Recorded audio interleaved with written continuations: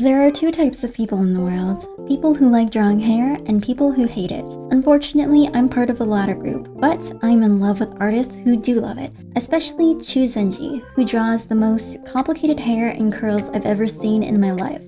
So today I wanted to share my notes of study on why Chuzenji's works are so beautiful to me and show how even someone who dislikes drawing hair can draw something like this with a little bit of study of one of their favorite game artists. Let's begin. Chuzenji's characters are graced with the most pastel, flowy hair, but what exactly does that mean?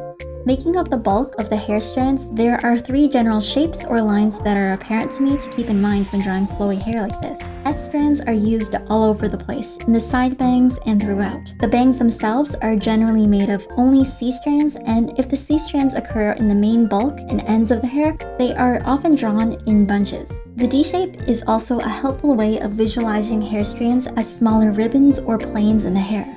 I also considered how Chuzenji draws the ends of the hair. These two types of hair ends can be found. The split endings are of note because the little flicks of hair are areas of high detail. These trick the viewer into thinking that there is more detail drawn than there actually is. Just like how usually when you draw textures, the goal is to mainly put detail in the line of transition between the dark and light, to trick the viewer into thinking there's more texture than there is.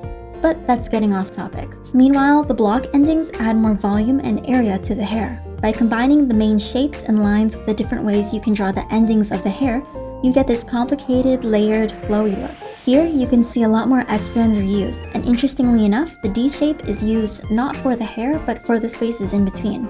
For short hair, the strands are mainly defined by using split endings, with both S and C curves. In this image, the hair pattern continues into the clothing with one continuous flow, and there are S curves in both the hair and clothing.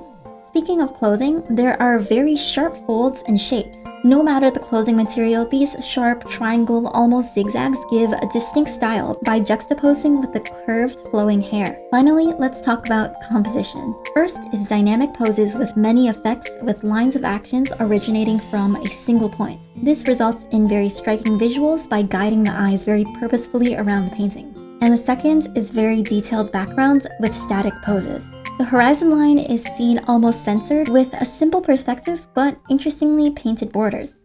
Using all this and when I learned, I then made this painting. Let's start with the thumbnail sketch. I'm basing my sketch off of my very limited imagination. When I imagine things, I never see color or faces or small details, so basically mainly the outlines and light. But the main features from my imagination are translated into my original sketch, the one arm up and overall stance of the character. When I started on the face, there was several iterations, looking at the sea, looking in the opposite direction, and finally looking at the viewer.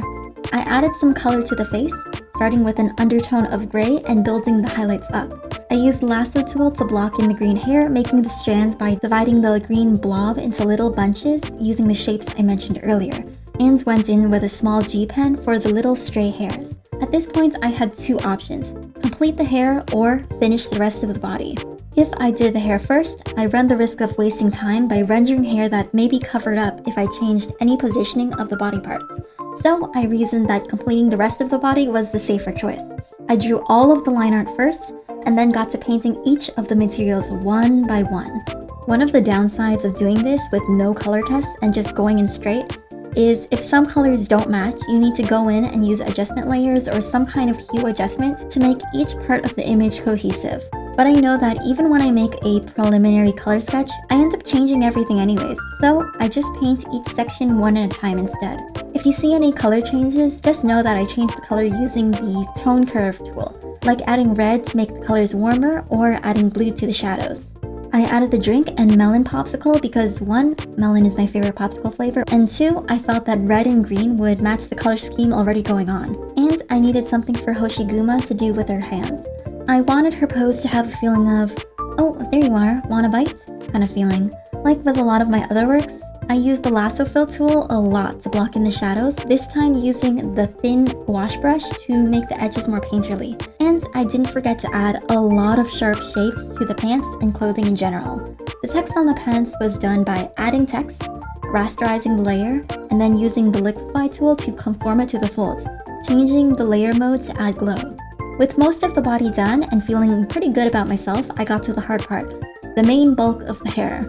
The shapes I mentioned earlier were made pretty easily with the lasso fill tool again, but I still needed to add more detail, so I followed the curves with the highlights, starting at the very bottom and working my way up. This took up a lot of my brain power and energy, so I quickly changed course to distract myself with the background before I got back to the nitty-gritty of rendering and adding all the little details.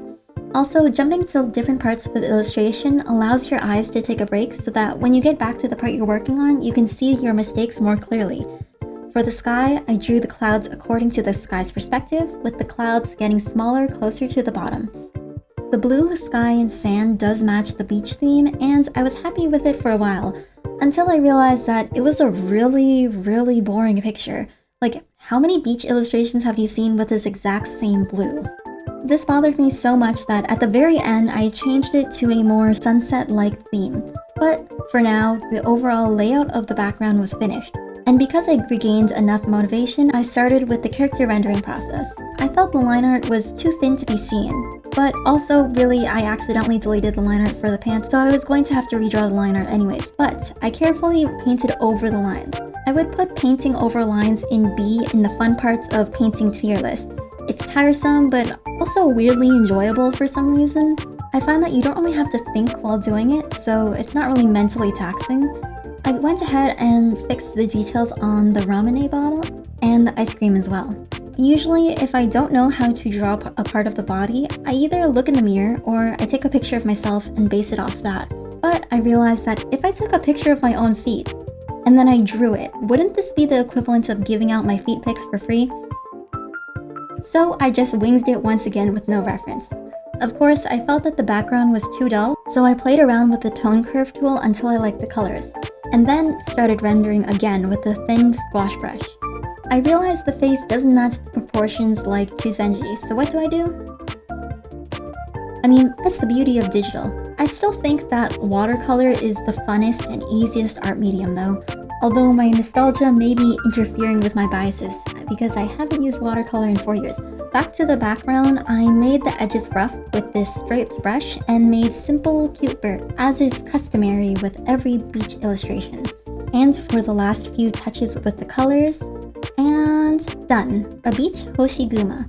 It's very simplified, and so many more artists can draw hair more complicated and make the strands smaller, but I'm proud of my little experiments. I don't think I've drawn hair this detailed ever. Also, the proportions look off because Hoshiguma's legs are long, but double checking with Chuzenji's style, I think that's just how character leg proportions are. I mean, just look at Whisperain. I still dislike drawing hair, but this gave me more appreciation for people who do have the skill and the will to draw things like this. Maybe this helped you draw complicated hair too? Anyways, see ya!